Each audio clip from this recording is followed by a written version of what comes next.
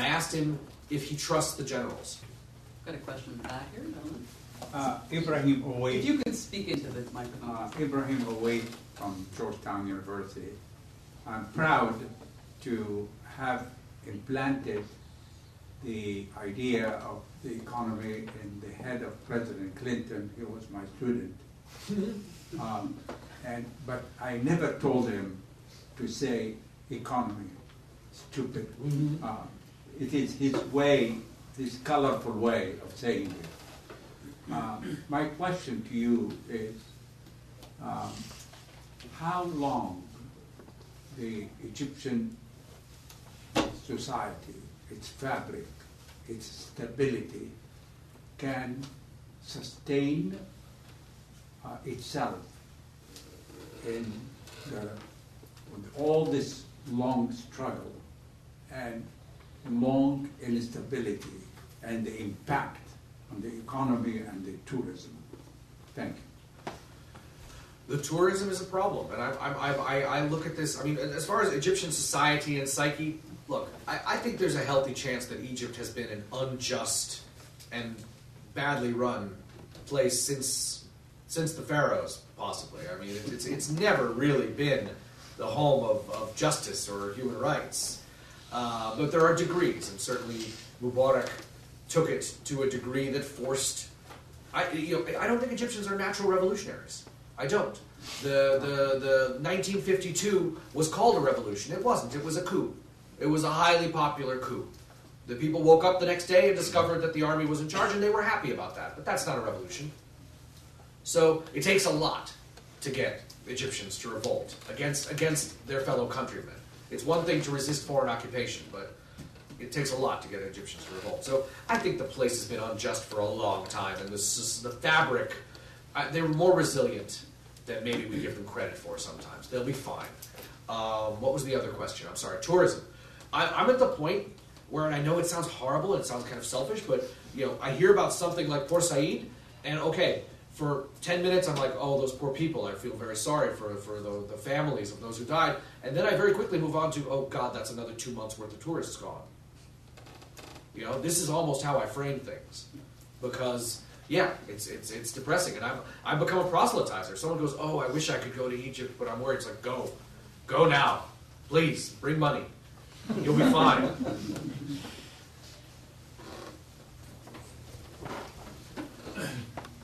Dave Ottaway at the Woodrow Wilson Center, former Washington Post correspondent in Egypt in the 80s. I recognize the name. Hello. I'm curious what you think is going on in the military. The revolution has not come to the military. And do you see any signs of, it's all the old establishment that's running the military, do you see any signs of any change going on in the military, younger officers in revolt? Are we going to have another 52? It's a good question. I have not seen signs of internal unrest in the military, but it's a very opaque organization, and the media is forbidden to write about internal military affairs. That is a pre-revolutionary red line that never went away and probably got a little stronger after the revolution. But it's not like the military instituted this after Mubarak. It used to be that the most common red lines, if you ask me in 2000, 2001, the red lines were, don't say anything about Mubarak or his children or his wife or anything like that. Tread very carefully on Muslim-Christian relations and stay away from the military. The Mubarak red line died in about 04, 05. I credit the Kafaya movement with really, however they're regarded, they deserve credit for shattering that red line. That was the country never moved back after that. Making anti-Mubarak chants the focus of their activities. But the red line about the military never changed. Never changed. And even among the independent press, there's a self-censorship with regards to that. My home base in Egypt is the English edition of El Masri al-Yom, which is the largest privately owned newspaper, independent newspaper. And they had an article censored by the editor-in-chief of the mothership, the other editor-in-chief of the Arabic edition, an article that was talking about exactly what you're talking about the possibility of an internal move against Tantawi.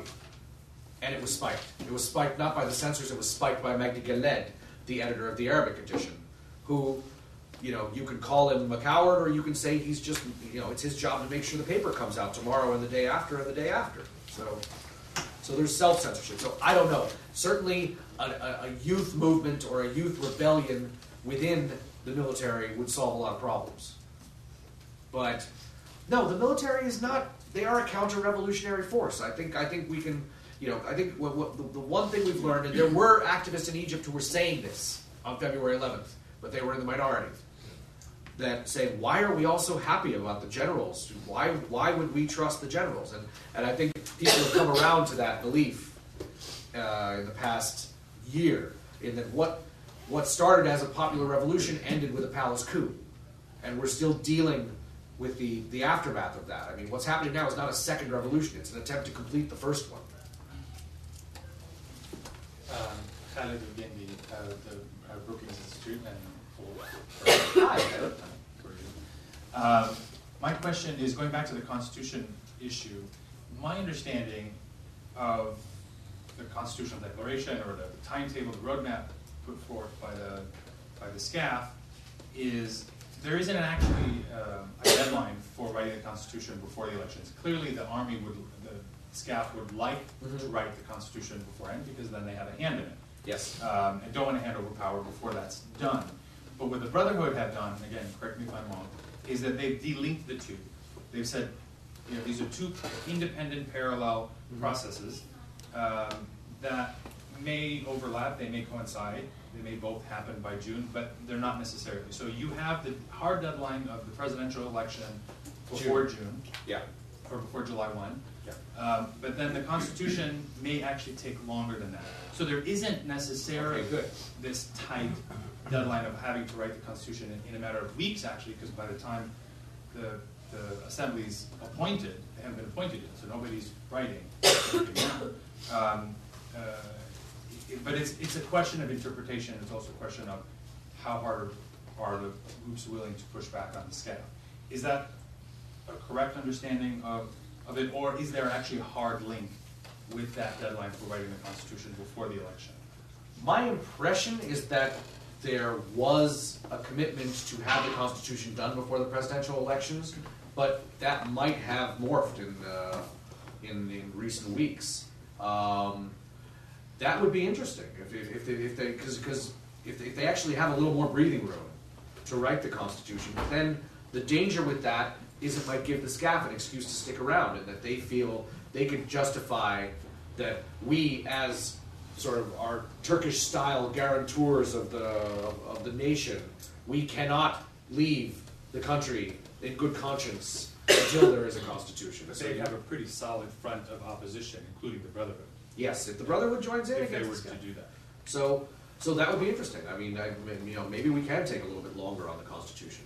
That would probably be a good thing. I mean, doing it under these circumstances is just a recipe for a real mess.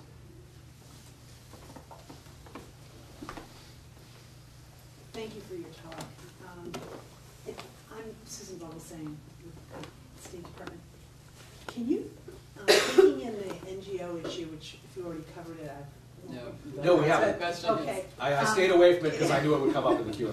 Well, I'm looking more broadly, though, and asking you if you can predict where you think U.S.-Egypt relations are going, given the security cooperation, sort of the broader picture, and of course that includes the NGO issue. Prior to the NGO issue, I would have predicted that relations between the U.S. and Egypt will be fine. I mean, the relation between the military and their Pentagon counterparts has always been strong, and there was no reason to expect that would change. The NGO issue changes everything. I think the SCAF is just starting to catch up to how angry the Americans are about this, and how angry the Congress is about this, and how important it is that they not have Congress angry at them. I don't think they had. I think the generals had fine relations with their fellow generals, and I don't think they understood Congress. And I think they got a real wake-up call